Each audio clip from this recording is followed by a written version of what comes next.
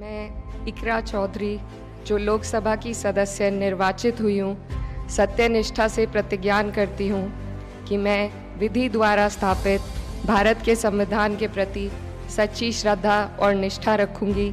आपके ऊपर क्या आरोप लगा सकते हैं कि आप भी एक डायनेस्ट हैं? I don't mean to justify it in any way, but I would like to acknowledge it। है ऐसा, और इसी के तहत मुझे ये प्लेटफॉर्म भी मिला है। आपका एक कनेक्शन है, वो किस तरह के लोगों से बनेगा? जिस क्षेत्र से मैं आती हूँ उस क्षेत्र में 36 बिरादरी हैं, विभिन्न तरह के लोग हैं, मज़हब के, जाति के। तो मैं यही चाहूँगी कि मैं उन सबको रिप्रेजेंट करूँ। एक हिंदू व्यक्ति अगर मुसलमानों को रिप्रेजेंट कर सकता है, तो एक मुसलमान भी सभी जातियों को, सभी धर्म को, समाज के लोगों को रिप्रेजेंट कर सकता है इंसाफ के साथ। उन चेहरों में से एक हमारे साथ इस वक्त द वायर के स्टूडियो में इकरा हसन मौजूद है। बहुत बहुत शुक्रिया आपका इकरा, आप स्टूडियो में यहाँ पर आई और मैंने कहा कि आप जो राहत लोग महसूस कर रहे हैं, आप उस एक राहत का चेहरा हैं, क्योंकि जिस तरह की एक डाइवर्सिटी की उम्मीद की जाती है, नरेंद्र मोदी ने बहुत ही हिंदुत्ववादी, बहुसंख्यकवादी, काफ़ी हद तक फाशीवादी एक तरह से राष्ट्र बनाने की कोशिश की। ऐसे में एक युवा मुस्लिम लड़की एक सांसद चुन के आती है, कैसा महसूस हो रहा है? बहुत मेरे लिए गर्व की बात है, और जीतने से भी ज़्यादा ज़रूरी ये है कि जिस क्षेत्र से मैं आती हूँ, जो हमारी कॉन्स्टिट्यूएंसी है, वहाँ पर 2014 के चुनाव से पहले नफ़रत की एक फसल बोई गई थी और जिसको कई बार काटा गया। लेकिन इस बार वहाँ पर जिस तरीके से एक भाईचारा बनकर उभरा है, और जिस कॉन्स्टिट्यूएंसी से मैं आती हूँ, आप किसी एक समुदाय के बेस पर वहाँ पर चुनाव जीत ही नहीं सकते। तो मेरी जीत अपने आप में ये परिणाम है कि हमें सब समाज से, 36 बिरादरी से वोट मिला है। तो जीतने से भी ज़्यादा ज़रूरी ये अहम है कि हमारे यहाँ पर जो भाईचारा बना है, तो वो मेरे लिए बड़ी जीत है, और यही कोशिश रहेगी कि इसको हम बरकरार रख सकें और मजबूत कर सकें। आप कह रही थी कि आपका इस तरह से स्टूडियो में एक फॉर्मल सिट डाउन पहला इंटरव्यू है। जी जी। कैसे महसूस कर रही हैं? थोड़ा नर्वसनेस है, पर अच्छा लग रहा है। आप जैसे लोग हैं तो I don't feel any pressure.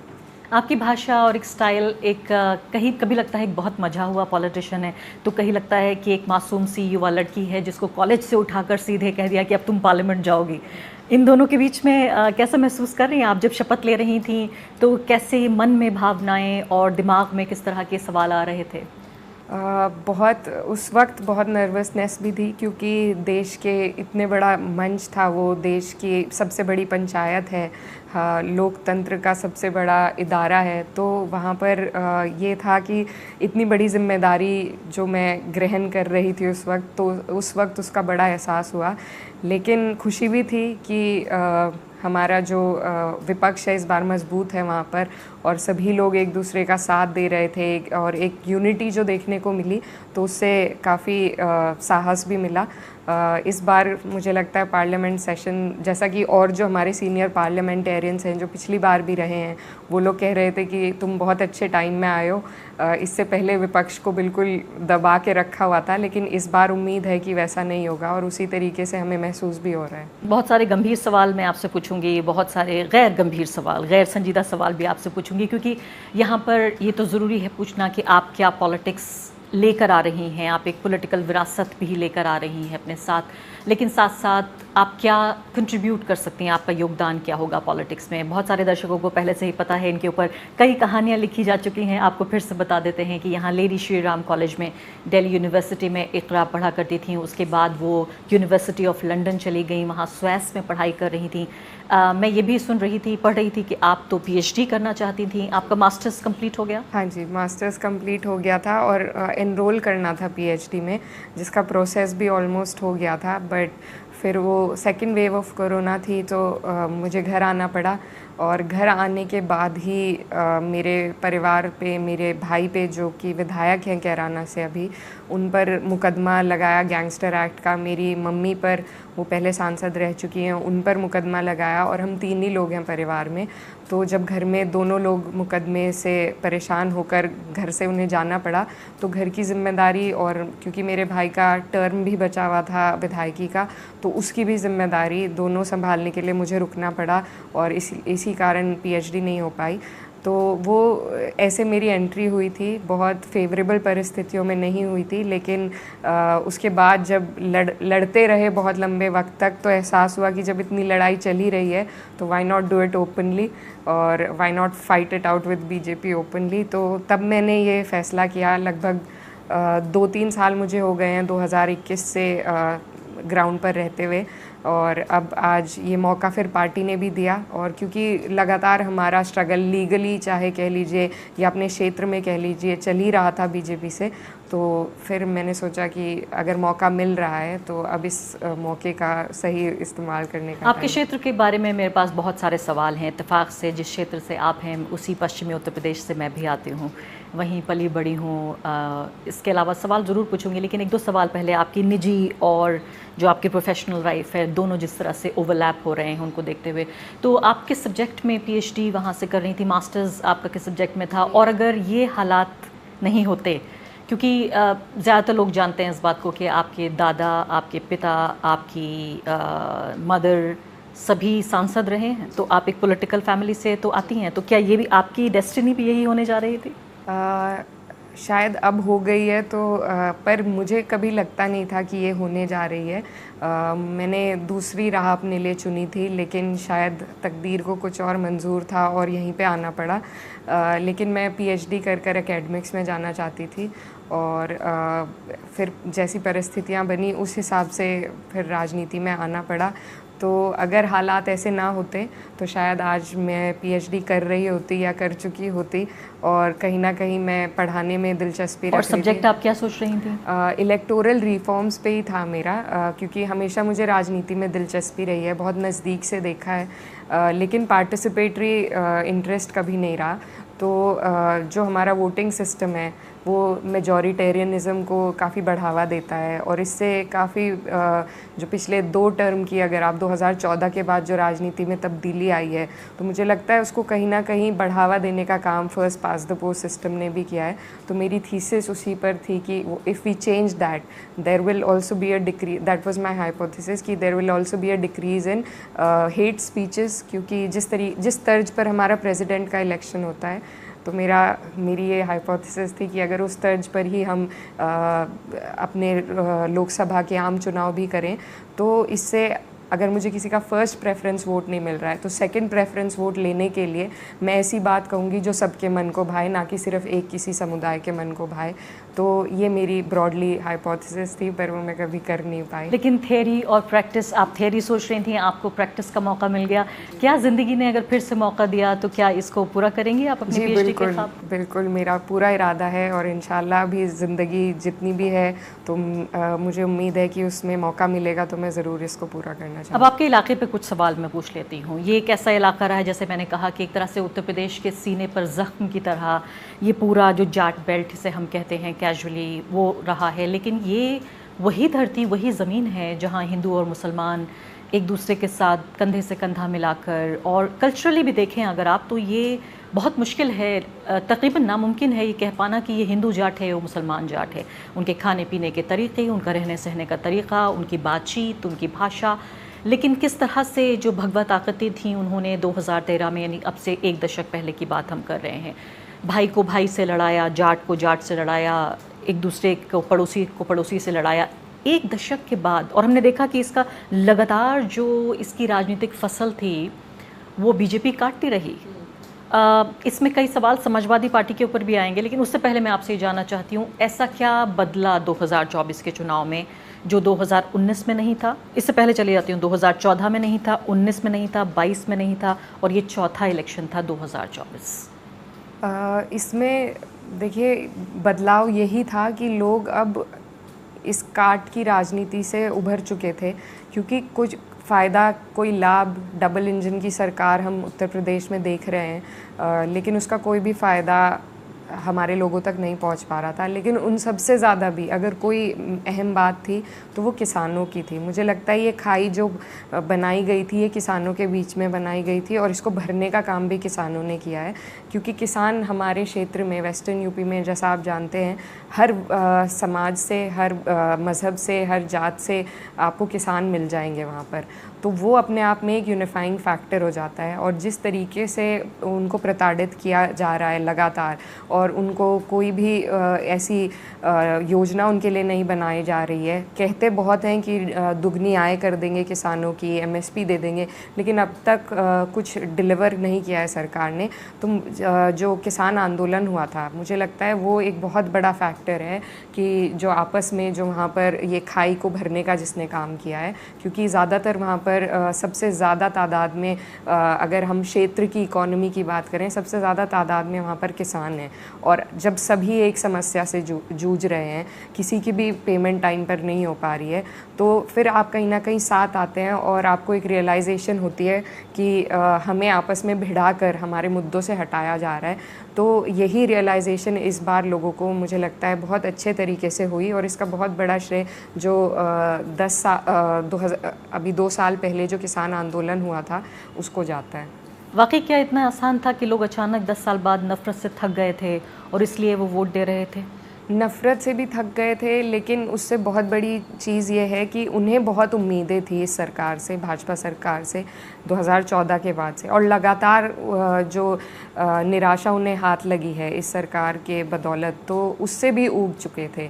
अभी ये जो चुनाव हुआ, इसमें फ़र्क ये था कि ये चुनाव किसी नेशनल नैरेटिव पे नहीं था, किसी बड़े मुद्दे पर नहीं था, बड़े चेहरे पर नहीं था। ये चुनाव बहुत लोकलाइज था, क्योंकि परेशानी लोगों को इस हद तक होने लगी थी कि उनके मुद्दे कोई ना तो सुनने वाला था। जब आप एक बड़े चेहरे पर वोट देते हैं, तो भाजपा के जितने भी कैंडिडेट्स थे जो सांसद रहे हैं, वो एब्सेंटी पॉलिटिशियन होने का भी काम करते थे, क्योंकि सबको पता है मोदी जी के नाम पर वोट मिल रहे हैं, तो काम क्षेत्र में करने की ज़रूरत नहीं है। तो कोई ऐसी जगह नहीं थी जहां लोगों की सुनवाई हो सके, जहां वो अपनी मुद्दों को बता सकें, कोई राहत पा सकें। तो मुझे लगता है ये भी एक बड़ा मुद्दा रहा है कि ये जो चुनाव है ये बहुत लोकलाइज रहा। हमारे ही क्षेत्र में, अपने एग्जाम्पल से अगर मैं आपको बता सकूँ, तो हर ब्लॉक में एक अलग तरीके का चुनाव चल रहा था। अलग मुद्दे थे, ब्लॉक वाइज अलग अलग मुद्दे थे, और लोग यही चाहते थे कि अब एक बड़े मुद्दे पर वोट ना देकर वो अपनी छोटी छोटी पीड़ा समस्याओं पर वोट दें।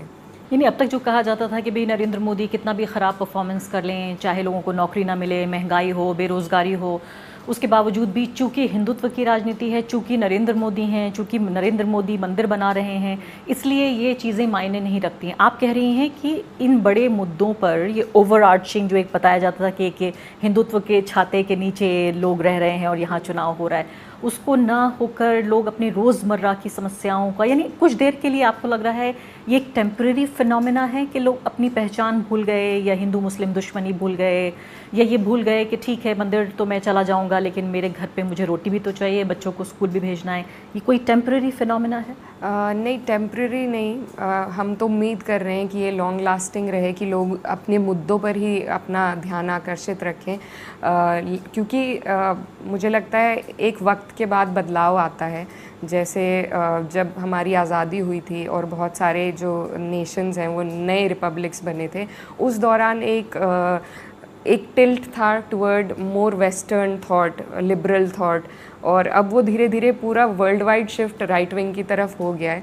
तो मुझे लगता है कि ये अब राइट विंग से उभरने हम लगे हैं। जो ये पॉलिटिक्स है मेजॉरिटेरियनिज्म की, शायद मुझे लगता है कि हिंदुस्तान अब उससे बाहर निकलने की कोशिश में है, और ये जो परिणाम आए हैं इस चुनाव के, वो उसका उदाहरण भी है। बड़ी अच्छी खबर सुना रही हैं आप, ये बड़ी उम्मीद की बात है। इससे अगर ऐसा लगता है कि वाकई, जिस मैंने एक छोटे से यू टर्न का जिक्र किया, आपको लगता है ये यू टर्न सिर्फ छोटा ही है या बहुत लंबा सफ़र पार करके वापस आ रहा है वोटर? मुझे उम्मीद है कि लंबा सफ़र पार करके हम आ रहे हैं, अब इससे बाहर उभर रहे हैं।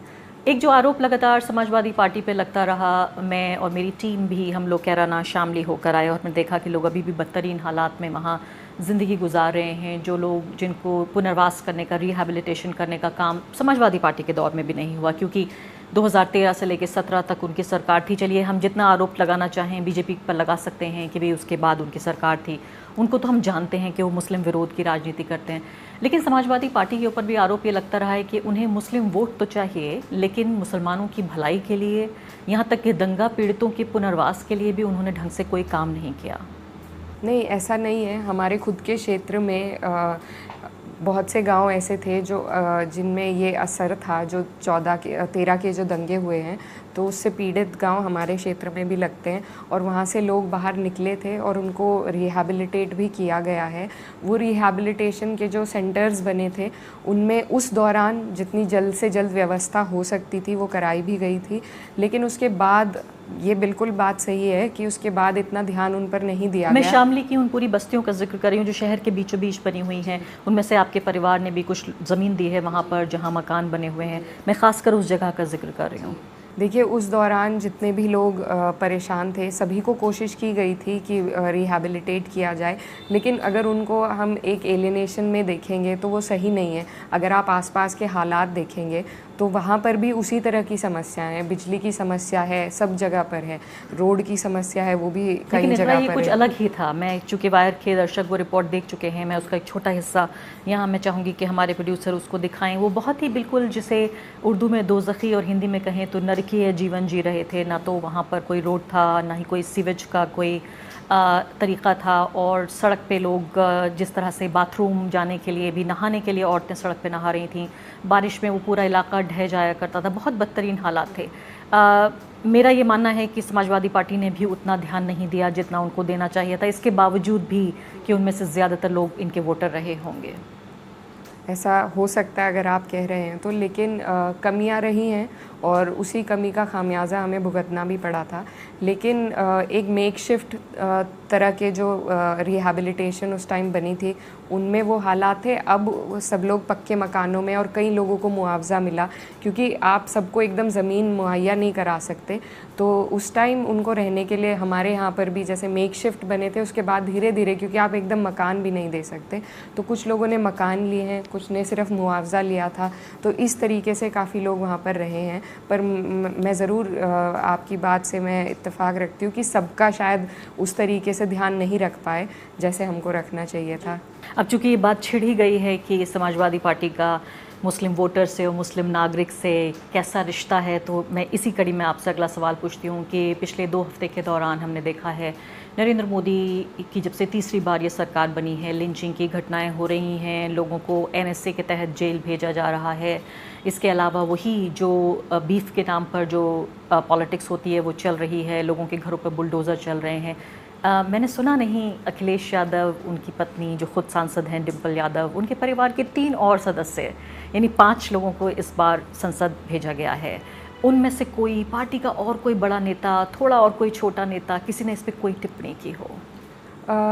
देखिए, बड़ी राजनीति है और बड़ी राजनीति अलग तरीके से होती है, लेकिन मुझे लगता है कि हमने जो आप लिंचिंग की बात कर रहे हैं वो उसमें 2 लोग हमारे क्षेत्र के भी हैं और हमने इस बारे में बात करी है और उनकी जो मदद हो सकती है वो हम मदद करने की पूरे प्रयास में हैं, पार्टी की तरफ से भी और हम लोग भी। तो लेकिन ये जो हालात हैं ये इस पूरे देश में हैं और इस पे जब तक कड़े कानून नहीं बनाए जाएंगे तब तक इसमें कोई हल हम नहीं सोच सकते कि निकल सकता है। और जिस तरह की राजनीति बीजेपी करती है ये उसी में उलझाना चाहती है हमें, और ये पहली बार है कि हम उससे उभरने का प्रयास कर रहे हैं। तो अगर हम फिर से वहीं पर सर्कल अबाउट करेंगे तो इसका फ़ायदा सीधा सीधा भाजपा को ही होगा। तो मुझे लगता है कि जिस हिसाब से ज़रूरी नहीं है कि हर चीज़ को सुपरफिशियली दिखाकर मदद हो, कई मदद ऐसी भी होती हैं और कई वजहें ऐसी भी होती हैं कि आपको अंदर खाने से भी मदद करनी पड़ती है। तो मुझे लगता है ये उस सोच का एक हिस्सा है और हम लोग इसमें मदद तो कर ही रहे हैं। लेकिन इकरा, आपको नहीं लगता, आप पॉलिटिकल साइंस के स्टूडेंट हैं, मैं भी पॉलिटिकल साइंस के स्टूडेंट हूँ, आप प्रैक्टिस अलग तरीके से करती हैं, मैं अपने पेशे में प्रैक्टिस करती हूँ, आपको नहीं लगता कि इसको थियोरेटिकली ही अगर देखने की कोशिश की जाए तो ये काउंटर प्रोडक्टिव है अपने आप में? इतना तक तो समझ में आता था, मैं ये नहीं कहती हूँ कि वो तर्क मैंने स्वीकार कर लिया था, लेकिन मैं इतना तक समझती थी कि हिंदुत्व की राजनीति का एक बड़ा जिन हमारे सामने मंडरा रहा है और कुछ पल के लिए एक रणनीति के तौर पर मुस्लिमों को टिकट नहीं दिए गए ताकि हिंदू पोलराइजेशन ना हो। मैं ये नहीं कह रही हूँ फिर से कि इस बात को स्वीकार किया जाना चाहिए, वो भी गलत था, लेकिन एक पल के लिए मान लेते हैं कि थोड़ा सा थम जाते हैं कि चुनाव हो जाने दीजिए। अब चुनाव हो चुके हैं, 5 साल के लिए सरकार बन चुकी है, जनता ने इतना बड़ा मैंडेट नरेंद्र मोदी को नहीं दिया जितना मैसेज ऑपोजिशन को दिया है कि वो किस तरह का भारत चाहते हैं। आपको ऐसा क्यों लगता है कि दब के छिप के अंदर खाने मदद की जाए विक्टिम्स की, बजाय इसके कि जो उनके खिलाफ हिंसा हो रही है उस पर संसद से आवाज़ उठाई जाए। अखिलेश यादव हाथ में संविधान की प्रति लेकर आगे आते हैं, शपथ लेते हैं। आपने भी संविधान की प्रति के साथ शपथ ली है। राहुल गांधी को भी मैं देखती हूँ। उस किताब के अंदर क्या लिखा हुआ है, अगर जब तक उस पर अमल नहीं किया जाएगा तो आप वो लाल किताब लेके घूमते रहिए, क्या फ़र्क पड़ता है? क्यों आपको ऐसा लगता है कि मुसलमानों को अपनी जो पॉलिटिकल डिग्निटी है उसके साथ समझौता करना चाहिए? देखिए, मैं खुद उसी समाज से आती हूँ, लेकिन मुझे लगता है कि जितना डैमेज हो चुका है अब तक और जिस तर्ज पे आज हमारा देश खड़ा हुआ है, बहुत सी ऐसी चीज़ें होती हैं कि आप उसको एकदम अंडू नहीं कर सकते। तो ये एक प्रोसेस है, जिस प्रोसेस के तहत हम यहाँ तक पहुँचे हैं, मुझे लगता है उसमें कुछ ना कुछ टाइम हमें इस प्रोसेस से निकलने में भी लगेगा। और जैसा आपने बताया कि जिस तर्ज पर टिकट दिए गए वो हम सब के लिए हमारी पार्टी के लिए बहुत फ़ायदेमंद साबित हुआ। पार्टी की आइडियोलॉजी हम जानते हैं कि पार्टी कभी भी किसी भी समुदाय, चाहे दलित हों चाहे अल्पसंख्यक हो, उनके साथ भेदभाव नहीं करेगी। लेकिन वो वहाँ तक पहुँचने के लिए पार्टी को पावर में आना ज़रूरी है, और वो अगर किसी समीकरण के तहत वहाँ तक पहुँच रही है, उसके बाद हमें पता है कि वो सभी के लिए काम करेंगी और सभी को उस तरीके का संरक्षण देंगी जिसकी हम उम्मीद दिल में लगाए बैठे हैं। तो ये जो जिन है जिसका आप जिक्र कर रहे थे, इसको अपने ऊपर से हटाने के लिए अभी ज़रूरत है हमें टैक्टफुल काम करने की, ना कि बहुत ओपनली आकर। कुछ लोग हैं, कुछ पॉलिटिशियंस ऐसे हैं जो बहुत ओपनली बहुत सारी चीज़ें बोलते हैं और कर जाते हैं, लेकिन शायद उसका उतना फ़ायदा नहीं होता है। अभी हमें ज़रूरत है ठोस चीज़ें करने की, चाहे उसमें हम सुपरफिशली उन्हें बोल पा रहे हैं या नहीं, वो बाद में हम देख सकते हैं। क्योंकि अभी हम ऐसी जगह पर खड़े हैं इस देश में कि हमारे पर उंगली उठाने वाले लोग बहुत हैं और साथ देने वाले लोग कम हैं। तो अगर इस राजनीति से उभरने के लिए अगर थोड़ा वक्त हमें पीछे रहना पड़े, तो मुझे लगता है कि उसमें मेरी अपनी पर्सनल थॉट ये है कि उसमें कोई दिक्कत नहीं होनी चाहिए। डर क्या है? मान लेते हैं कि कल को अखिलेश यादव संसद में बयान देते हैं कि वो लिंचिंग के खिलाफ हैं, इस तरह की चीज़ें नहीं होनी चाहिए। मैं ये बताना चाहती हूँ कि अभी शपथ हुई है और आज इलेक्शन था, तो अभी तक तो नए पार्लियामेंट का डिस्कशन शुरू नहीं हुआ है। हो सकता है कुछ लोग बोलें इस मुद्दे पर, और हम उम्मीद भी कर रहे हैं कि बोलेंगे। लेकिन डर क्या है? मान लेते हैं कि वो बोलते हैं, तो इसका क्या प्रतिक्रिया हो सकती है? देखिए, जहर लोगों के मन तक घोल दिया गया है और अभी वो पूरी तरीके से निकला नहीं है, तो उसको निकालने के लिए अभी वक्त है कि थोड़ा स्लो हम लेकर जाएं। एकदम ड्रास्टिकली अगर आपके मन में कोई भाव है और उसके एकदम ड्रास्टिक के खिलाफ मैं कुछ बोलूँगी करूँगी, तो आप मेरी तरफ आकर्षित नहीं हो पाएंगे।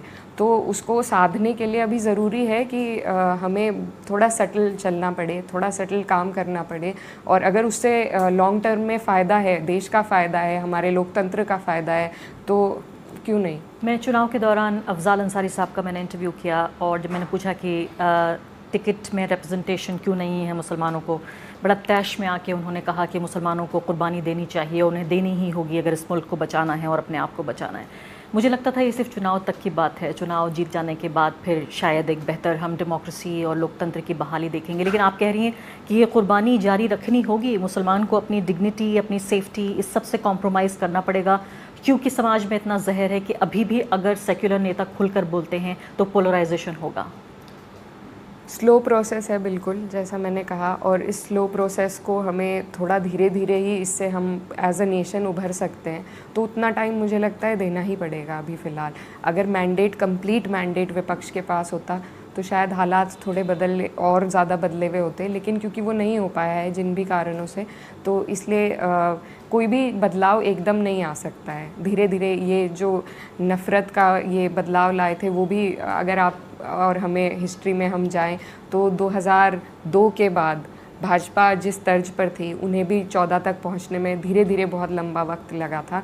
तो मुझे लगता है वही वक्त हमें भी लग सकता है, और अगर कुछ इम्प्रूवमेंट हमें दिख रही हैं, स्मॉल विक्ट्रीज़ दिख रही हैं, तो मुझे लगता है कि हमें उसे अपना कर और सही रास्ते पर चलना चाहिए। अगला सवाल है डायनेस्टी को लेकर। नरेंद्र मोदी अक्सर ये आरोप लगाते हैं राहुल गांधी पर, उनके गांधी परिवार पर, लेकिन ये आरोप तो अखिलेश यादव की फैमिली पर लगता है। तीसरी फैमिली आपकी भी है, जैसे मैंने आपको बताया। परिवार में बाकायदा पेड़ लगा हुआ है, ऐसा लगता है कि फल ही फल आ रहे हैं, सब सांसद बन रहे हैं। तो इकरा को क्या ये माना जाए कि सेल्फ मेड वुमन है, वो तो टीचर बनना चाहती थी लेकिन इधर पॉलिटिक्स में आ गई। आपके ऊपर क्या आरोप लगा सकते हैं कि आप भी एक डायनेस्ट हैं? बिल्कुल, आई थिंक इसमें कोई दो राय नहीं है, लेकिन मैं एक्नॉलेज करती हूँ प्रिविलेज है, लेकिन मैं कोशिश यही करती हूँ कि इस प्रिविलेज का सही इस्तेमाल कर सकूँ, सही तरीके से लोगों को रिप्रेजेंट कर सकूँ, किसी को ऐसे ना छोड़ूँ जिसे लगे कि महसूस हो कि मैं उनकी शायद आवाज़ नहीं बन पा रही हूँ या उनके परेशानी में उनकी समाधान का एक रास्ता नहीं बन पा रही हूँ। तो बहुत सारे फील्ड्स में प्रिविलेज होते हैं। अगर हम एज अ सोसाइटी पूरा देखें तो I don't mean to justify it in any way, but I would like to acknowledge it है ऐसा, और इसी के तहत मुझे ये प्लेटफॉर्म भी मिला है। वरना मैं जिस किस्म की हूँ एज अ पर्सन, और जो मेरा नेचर भी रहा है और जो मेरे इंटरेस्ट भी रहे हैं, तो क्योंकि मेरी फैमिली पॉलिटिक्स में थी तभी मुझे ये प्लेटफॉर्म मिला, टिकट मिला। लेकिन अब क्योंकि मैं इस रास्ते पर निकल चुकी हूँ, तो बस मैं अपनी तरफ से यही कर सकती हूँ कि मैं ईमानदारी के साथ इस जिम्मेदारी को निभाऊँ और कोशिश करूँ कि इस बात को मैं भुला दूँ अपनी मेहनत से। मुझे लगता है कि ये एक मास्टर क्लास है तमाम डायनेस्ट को कि वो इस सिर्फ आपकी एक छोटे से बयान को एक बार सुन लें और जब भी उनसे डायनेस्टी पर सवाल पूछा जाए तो सिर्फ यही जवाब दें। उम्मीद हम करते हैं कि आप इंसाफ करेंगी अपने इस प्रिविलेज के साथ। अच्छा लगा, बहुत शानदार ये जवाब था। ये मुश्किल सवाल था और मुझे नहीं मालूम था कि आप इसका इतनी, मुझे लगता है कि आप बहुत ही एक माहिर और मजी हुई पॉलिटिशियन बनने जा रही हैं। मैं पहले से देख रही हूँ बिल्कुल। अब मुझे बताइए कि अब एक और आपकी जो पहचान है उनमें एक बहुत दिलचस्प पहचान है, एक मुस्लिम औरत की पहचान।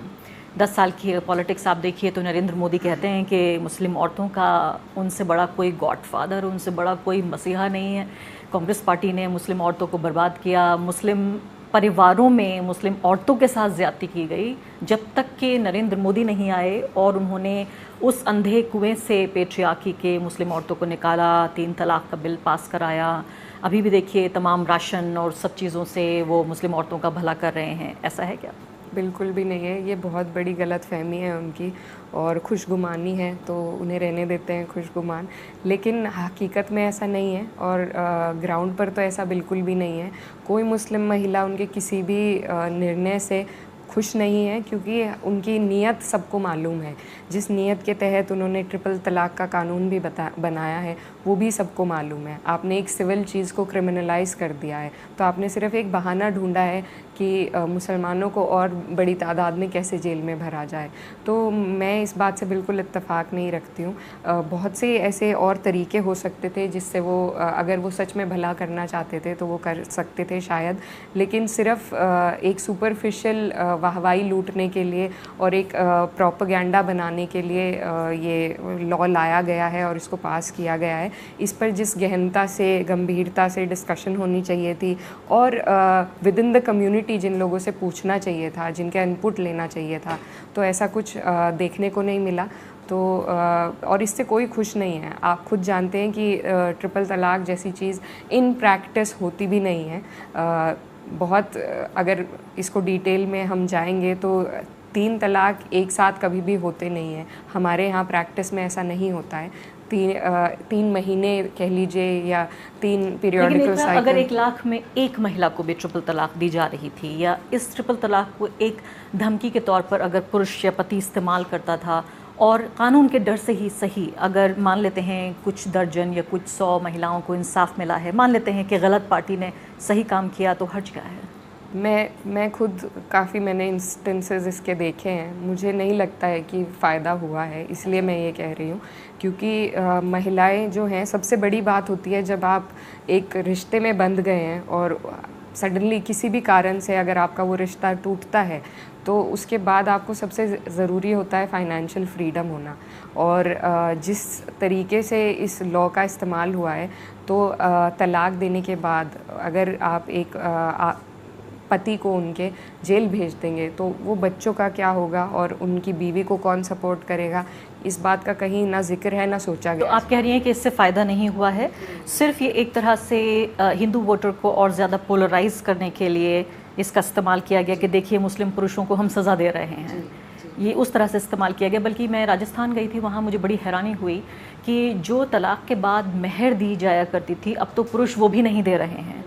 तो ट्रिपल तलाक भी हो रही है और महर भी नहीं दी जा रही है। औरत को ज़बरदस्ती कहा जा रहा है कि आप खुला ले लीजिए, यानी अपनी तरफ से, क्योंकि आप ट्रिपल तलाक नहीं दे रहे हैं टेक्निकली, लेकिन कर वही रहे हैं क्योंकि पावर अभी भी उन्हीं के हाथ में है। और इसके साथ साथ ये भी हो रहा है कि जैसे लॉ में हम पढ़ते थे कि मुस्लिम लॉ में बहुत आसान है, एक ईज़ियर प्रोसेस है तलाक़ लेने का। कई लोगों के जायज़ वजह भी हो सकती हैं, तो एक इजी तरीका था और compare to the Hindu marriage law.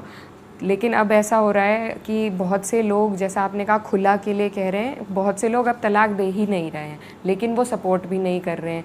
तो जो औरतें हैं वो अपने घर पर हैं और बच्चे उनके ऊपर हैं, ना पति तलाक दे रहा है ना वो सपोर्ट कर रहा है, बस छोड़ दिया गया है। पहले हिंदू औरतों के साथ हुआ बिल्कुल था कि उनको सिर्फ छोड़ दिया गया जी, और उसकी कोई सज़ा भी नहीं है। क्योंकि लूप होल आदमी हर कहीं निकाल लेता है, तो इसका लूप होल यही है कि तलाक देना ही नहीं है। अगर तलाक पे आपको जेल हो सकती है तो तलाक देना ही, इसीलिए एक सिविल मैटर को क्रिमिनलाइज करना, इसमें किसी का फ़ायदा नहीं है क्योंकि लूप होल इसमें से निकल ही चुका है। इक़रा, जब आपकी बात आती है पार्लियामेंट में आप बोलेंगी, उम्मीद है कि कोई बहस होगी तो उसमें हम आपको सुनेंगे हम, और बेकरारी से इंतज़ार कर रहे हैं। लेकिन आपको क्या लगता है कि जो आपका एक कनेक्शन है वो किस तरह के लोगों से बनेगा? जैसे हम चाहते हैं, जब हम डाइवर्सिटी का जिक्र करते हैं तो अलग अलग भाषा बोलने वाले लोग, अलग अलग जो क्षेत्र के लोग हैं, अलग अलग धार्मिक जातीय पहचान के लोग, इन सबको मिलके खूबसूरत सा एक रेनबो बनता है, जिसको हम कहते हैं कि हमारी संसद में लोकसभा और राज्यसभा में लोग होते हैं। आपकी पहचान को, आपको क्या लगता है लोग आपसे किस तरह से कनेक्ट करते हैं? एक युवा के तौर पर, एक महिला के तौर पर, एक मुस्लिम महिला के तौर पर, किस तरह से कनेक्ट करेंगे आपसे लोग? मेरे जो चुनाव की कैंपेन थी उसमें मैंने अपने आप को ही एक सर्व समाज की बेटी कहा था। तो क्योंकि जिस क्षेत्र से मैं आती हूँ उस क्षेत्र में 36 बिरादरी हैं, विभिन्न तरह के लोग हैं, मज़हब के, जाति के, तो मैं यही चाहूँगी कि मैं उन सबको रिप्रेजेंट करूँ और सिर्फ एक समुदाय को, एक कम्युनिटी को ना करके, बल्कि ये पहचान अगर हम दे सकें कि एक हिंदू व्यक्ति अगर मुसलमानों को रिप्रेजेंट कर सकता है तो एक मुसलमान भी सभी जातियों को, सभी धर्म को, समाज के लोगों को रिप्रेजेंट कर सकता है इंसाफ के साथ। बहुत शानदार आपने बात कही है। मेरे पास ऐसा लगता है कि सवालों का सिलसिला तकरीबन ख़त्म हो गया है। अब आखिरी बात मुझे बताइए, अगले 5 साल में क्या आपकी योजनाएं हैं, आपका प्लान क्या है, क्या करना चाहती हैं?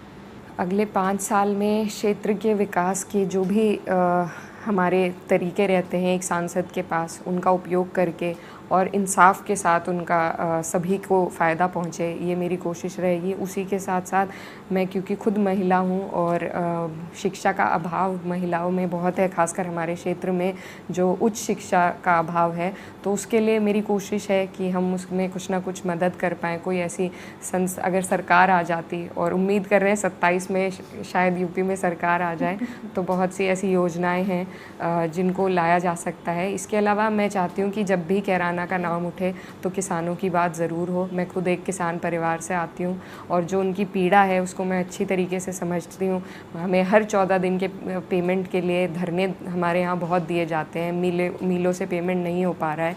तो मेरी कोशिश रहेगी कि बार बार और जब भी हमें मौका मिले तो किसानों की आवाज़ ज़रूर उठे। और साथ ही जो हमारे वहाँ पर मेडिकल और शिक्षा का जो फैसिलिटीज़ ऑलरेडी अवेलेबल हैं, तो उन पर कम से कम मैं ऐसी सांसद रहूं जो वहाँ पर तैनात रहे और उनका सही सुचारू रूप से उनका चलन देखते रहे। इकरा, सबसे पहले तो 2 चीज़ों के लिए कॉन्ग्रेचुलेशंस। एक तो आपकी जीत के लिए एंड दूसरा क्लैरिटी ऑफ थॉट के लिए, जिस तरीके से आप बात कर रही है। Thank you. क्योंकि हमने वेस्टर्न यूपी में कवर किया, आपकी कॉन्स्टिट्यूंसी और अन्य कॉन्स्टिट्यूंसीज़ में भी, तो लोगों का कहीं ना कहीं 1-2 चीज़ें लोग कह रहे थे कि एक तो चंद्रशेखर आज़ाद जीतेंगे और इकरा जीतेंगी, तो इतना कॉन्फिडेंस था लोगों को। बट मेरा सवाल ये नहीं, मेरा सवाल ये है कि क्या इंडिया अलायंस के जो उम्मीदवार थे इस चुनाव में, हम देखेंगे मसूद साहब भी है और आप है, तो हमने देखा कि जो मुस्लिम प्रत्याशी है यहाँ पर, उन्होंने काफ़ी हद तक एक हिंदू आउटरीच का काम, ऐसा एटलीस्ट मेरा ऑब्जर्वेशन रहा। तो मैं आपसे बस ये पूछना चाह रहा हूँ कि क्या एक वो स्ट्रेटजी के तहत किया गया था कि मुस्लिम उम्मीदवार बाकी कम्युनिटीज़ से ज़्यादा कनेक्ट करें? बिल्कुल। देखिए, अगर आपको अपनी कॉन्स्टिट्यूएंसी को, मुझे अगर अपनी कॉन्स्टिट्यूएंसी को एक बहुत ओवरऑल तरीके से अगर रिप्रेजेंट करना है तो मैं सिर्फ मुसलमानों तक नहीं रह सकती सीमित, दूसरी जगह जाना ही पड़ेगा, दूसरी कम्युनिटी में जाना ही पड़ेगा। और वही हमारी कोशिश थी कि जो खाई बनाई गई थी कि कई बार हम अपने दिमाग में भी ये बना लेते हैं कि शायद मुझे नहीं मिलेंगे वोट या मुझे नहीं पसंद किया जाएगा, लेकिन ज़रूरी नहीं है हर जगह आप सिर्फ मज़हब की बात करें। अगर आप काम की भी बात करेंगे तो लोग उससे जुड़ते हैं, और ये हमारा एक्सपेरिमेंट था जो सक्सेसफुल हुआ। तो अब उम्मीद है कि इस भाईचारे को हम बना कर रखेंगे और आगे बढ़ाएंगे। हाय इकरा, दो सवाल है मेरे आपके लिए। एक तो यूपी से रिलेटेड है, क्योंकि आपने कहा 2027 में इलेक्शंस भी है, तो इस समाजवादी पार्टी को जो जीत मिली है लोकसभा के चुनाव में उसको आप ज़रूर कैपिटलाइज करना चाहेंगे।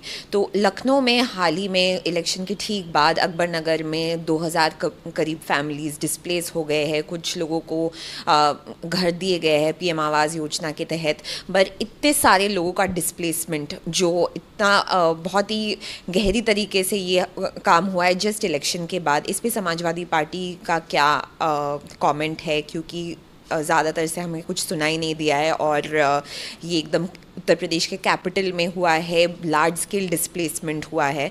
उस पर मेरा पहला सवाल है। और दूसरा सवाल ये है, क्योंकि अभी पार्लियामेंट शुरू हुआ है, आज हमने देखा स्पीकर के इलेक्शन के बाद जो स्पीकर बने ओम बिरला जी, उन्होंने इमरजेंसी पे भाषण दिया। उस टाइम पे ऑपोजिशन के सांसद ने कुछ प्रोटेस्ट रेज़ किए, स्लोगन्स रेज़ किए, बट कुछ ज़्यादा वो रजिस्टर नहीं हो पाया। तो जो होप हमारा था कि ऑपोजिशन इस बार स्ट्रॉन्ग ऑपोजिशन की तरफ से आएगी पार्लियामेंट में सामने, क्या आपको लगता है कि ये हो पाएगा आज के एक्सपीरियंस के बाद? मतलब होप्स क्या रहेंगे? बिकॉज आज का जो सेशन देखने के बाद लगा कि it seems that it's repeating all over again. इस पे आपके क्या थॉट्स हैं? I actually agree with you on the second question, क्योंकि ये मेरा पहला अनुभव था। पहली बार हमने वोट किया स्पीकर के चुनाव के लिए, और उसके बाद जिस तरीके से बर्ताव हुआ विपक्ष के साथ, तो वो देखकर बहुत अफसोस हुआ। और जिन बातों को दोहराया गया अपनी स्पीच में हमारे स्पीकर महोदय द्वारा, तो वो भी मुझे लगता है उसकी कोई ख़ास आवश्यकता नहीं थी, क्योंकि हम बहुत पीछे चले गए हैं। हम आज के मुद्दों को छोड़कर अगर इतने पुराने मुद्दों पर ही बहस करते रहेंगे तो उससे हम कभी उभर ही नहीं पाएंगे। तो लेकिन आज पहला दिन था, और मुझे लगता है कि कहीं ना कहीं वो माहौल नहीं है जो पिछली बार था। मौका ज़्यादा मिलेगा, ज़्यादा लोग विपक्ष में हैं। स्पीकर का चुनाव था आज, कोई उसके अलावा कोई एजेंडा नहीं था, लेकिन अब अभिभाषण होना है प्रेसिडेंट का। उसके बाद उसके दौरान हमें लगता है कि काफ़ी इंटरेस्टिंग रहेगा देखना। विपक्ष और कुछ नहीं कर सकता, आवाज़ तो उठा ही सकता है, और मुझे लगता है मजबूती से आवाज़ उठेगी। आज भी बहुत वहाँ पर लोगों ने प्रोटेस्ट किया, और उस प्रोटेस्ट के बीच में ही हमारे स्पीकर साहब अपनी बात बोल कर गए। तो ऐसा नहीं है, बहुत से हमारे जो सीनियर पार्लियामेंटेरियंस हैं उनका भी कहना ये है कि माहौल बहुत बदल गया है अब पिछली बार के मुकाबले। तो यही उम्मीद रहेगी कि इस बार ज़्यादा सुनवाई होगी और ज़्यादा लोगों को मौका मिलेगा अपने लोगों की बात रखने का। और जो आपने लखनऊ वाली इंसिडेंट के बारे में बात करी थी, देखिए सरकार का जो रवैया रहा है, और जिस तरीके से उत्तर प्रदेश की ख़ास तौर पर सरकार की अगर बात करें तो लगातार कई जगहों पर उन्होंने असंवैधानिक तरीके से पहले भी बुलडोज़र चलाए हैं, और अब भी वो अपना वही बर्ताव उन्होंने अपना रखा है।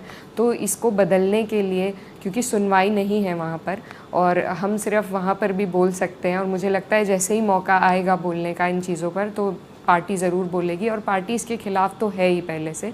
लेकिन क्योंकि अभी डबल इंजन की सरकार फिर से भाजपा के पास है, तो उसका एक उपाय यही है कि हम सरकार बदलें, और उसके लिए हम सबकी तैयारी पूरी है। और जिस तरीके का मैंडेट पार्टी को मिला है, तो मुझे लगता है कि एक ऊर्जा आई है पार्टी में, और मेहनत करके हम 27 में होपफुली सरकार बदलेंगे। बिल्कुल आखिरी सवाल, और आप चाहें तो इसका जवाब नहीं भी दे सकती हैं। आपके सर पे ये आंचल मैं देखती हूँ जो इलेक्शन कैंपेन से लेकर अब तक चल रहा है, क्या ये एक ट्रेडिशन का हिस्सा है? क्या ये आपके फेथ का हिस्सा है?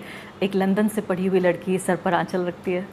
दोनों का ही कह सकते हैं, फेथ में भी है और कल्चर में भी है। जिस जगह से मैं आती हूँ वहाँ पर न सिर्फ मुस्लिम महिलाएं बल्कि हिंदू महिलाएं भी बहुत इसी तरीके से दुपट्टा रखती हैं।